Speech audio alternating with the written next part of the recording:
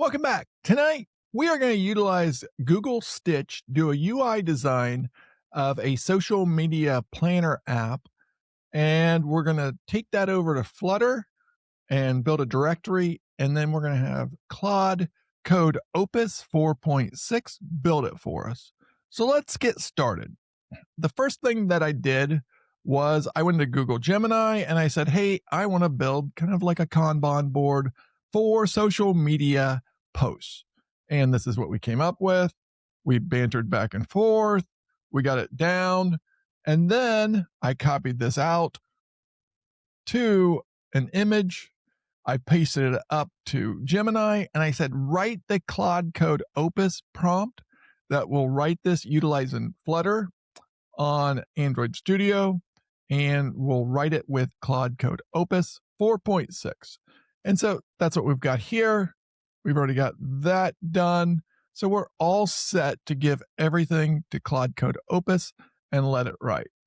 But I want to talk a little bit about Stitch. It's awesome. For those of you still using Figma, highly recommend switching over to Google Stitch just because it's free. You can't beat it. I just keep using it. I'm just more amazed by every day. It's got more and more features they're adding. You basically, right here, you've got the pan tool. Every time we want to generate something or make changes, all you have to do is select it, tell it exactly what you want changed, and voila, 60 seconds later, you've got your edits. And then all you do from there, copy it out, save it as an image, paste it into your prompts, and say, build something that looks like this. And it does the rest. So I'm actually at the point now where I'm spending, most of my time working on these UI images and hardly any time coding. That's the easy piece. So, everybody I've shown it to, they love it. All my customers love it. Everybody just can't believe how advanced the Google Gemini ecosystem's been getting lately. So, without further ado, let's jump into Android Studio and show you the next step here. So next thing you're going to do is go into Android Studio. We're going to do new Flutter project, choose next.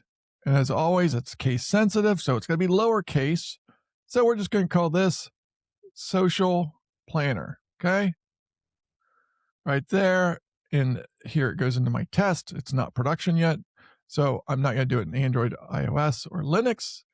I'm going to do it in web only for this demo, right? Choose create. This can build all of our folder structure for us. And then all we're going to do is we're going to go into Claude Code Opus, which is, we'll get there through the terminal. Right over here, loaded in the terminal. I'll go to the new directory that was just made in Google Android Studio via the Flutter plugin, and we will go to test directory.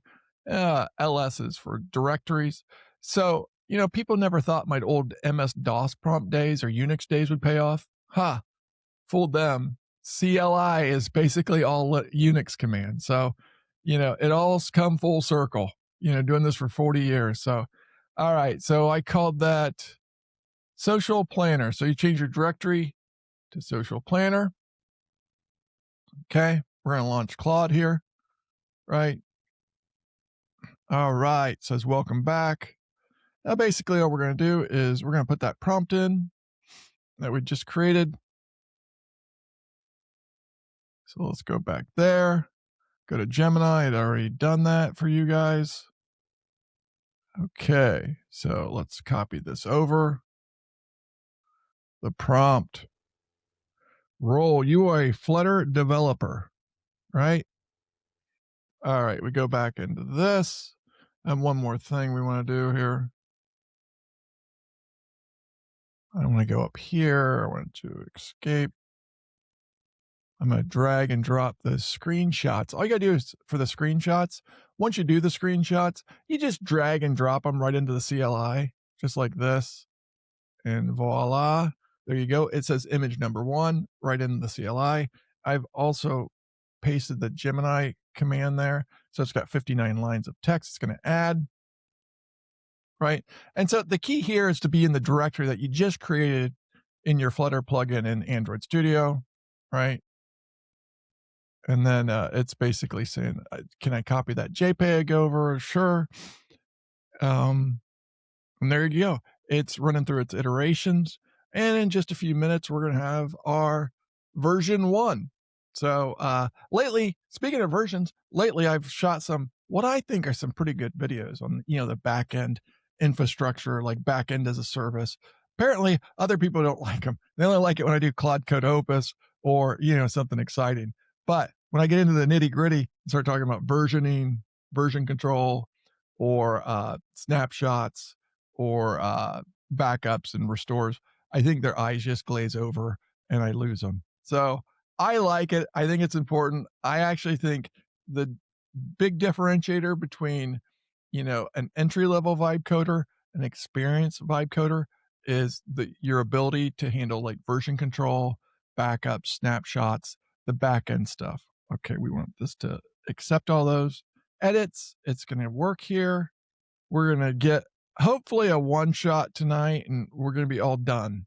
So, I appreciate everybody tuning in this evening. So hey, in the comments below, tell me what you guys are working on. Basically, I've been working on I need to do a film for it. I was going to do like a new ERP system for my business. Yeah, and for Jez Digital, I was thinking about, vibe coding a unique ERP system because I buy all these tools and it's like, I am a vibe coder. I should just be building some of these myself. I did my own dictation software, and there's a lot of like invoicing software that I pay for, and it's like, I could just write my own expense software and just integrate it. I could add SOPs on it. This is a planner I've been thinking about doing for my social media posts. And then I could, track all the analytics and do, everything on the back end. And I put everything in Firebase anyhow. Firebase is the most underrated backend as a service, if you ask me. I think it's fabulous. For tonight's, example, we're just going to do MySQL, but I think tomorrow, or at least this weekend, I'm going to do some Firebase stuff for you guys. I really like the flexibility. You can choose from 3 different databases with Firebase.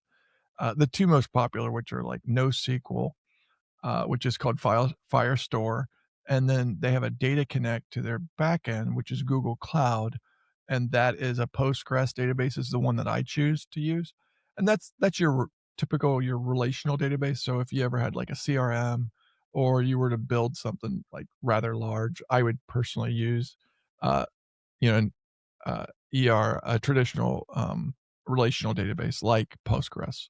So, so it looks like we're getting pretty close to being done here. It looks like we got 4 of the 6 items done. So it looks like we're just working on the last 2. While we're waiting for that, we'll go over here and get Android Studio all fired up. So make sure we're all set here. Switch that to Chrome. And here you can see when it's ready, all we're going to do is click on this main.dart file. Dart is the extension for Flutter. The nice part about Flutter is when you write this stuff, especially when you're doing Android apps or iPhone apps, you can write them for both, right? With Flutter, the flexibility is just fabulous.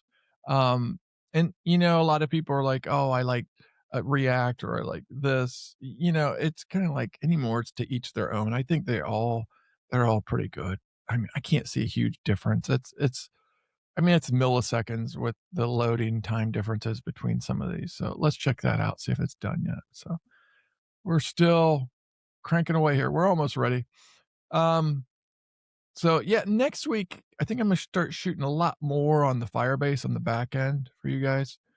So, so I want to do that ERP system where I track my own SOPs, invoices, expenses, some marketing aspects, and definitely planning. So I'd like to start planning my whole week ahead, maybe Sundays. So Sunday is a big day because you got the Night of the Seven Kingdoms this weekend, Sunday night at 10. So that'll be a good episode. So we're finally up to episode 5, by the way. I'm sure there's a lot of Game of Thrones fans out there. If you're in computers, I assume, you're either into Star Wars, Game of Thrones, or probably all the above. So, all right. So we're here. We're down to the last one where it's verifying the build, as you can see that. So it's just testing a little bit more. So this build's taken just about 6 minutes so far. Um, and if you guys want me to film anything in particular, whether it's Opus 4.6, something on Flutter, Android Studio, anti-gravity, just drop a note down below in the comments and I'll try my best to get something shot for next week. I need to do some longer ones. Like I was thinking about doing, like a big one from A to Z, just a huge system, something that's like 3 or 4 hours, instead of the shorter videos. But I know a lot of people enjoy these. So thing is, right now it says galloping. So we got to be close. So still compiling here. There we go. Okay, so now it's ready. So all right, let's tab that. We'll see if it runs on localhost here or what it does. So, all right, we'll tell it to run it. Now, I could have ran it back in Android Studio as well. Let me show you that. I could have hit play right there, but it looks like it's going to run its own version of localhost here. Yep, there you go. You got the localhost. Oh, there you go. So it looks pretty close to the original design that we'd done. It put in some, I can't really edit it. Let's do, okay. Can't drag and drop and you can't edit. Let's see if we can add a new idea. Test. Okay, test. Platform, YouTube. Drop down works okay. We'll say Instagram, add idea. Test. But you can't. That works. That works. Drag and drop doesn't work. Okay, so we just want to go back in here to that. And we want to say, let's see, let's drag and drop between columns, right?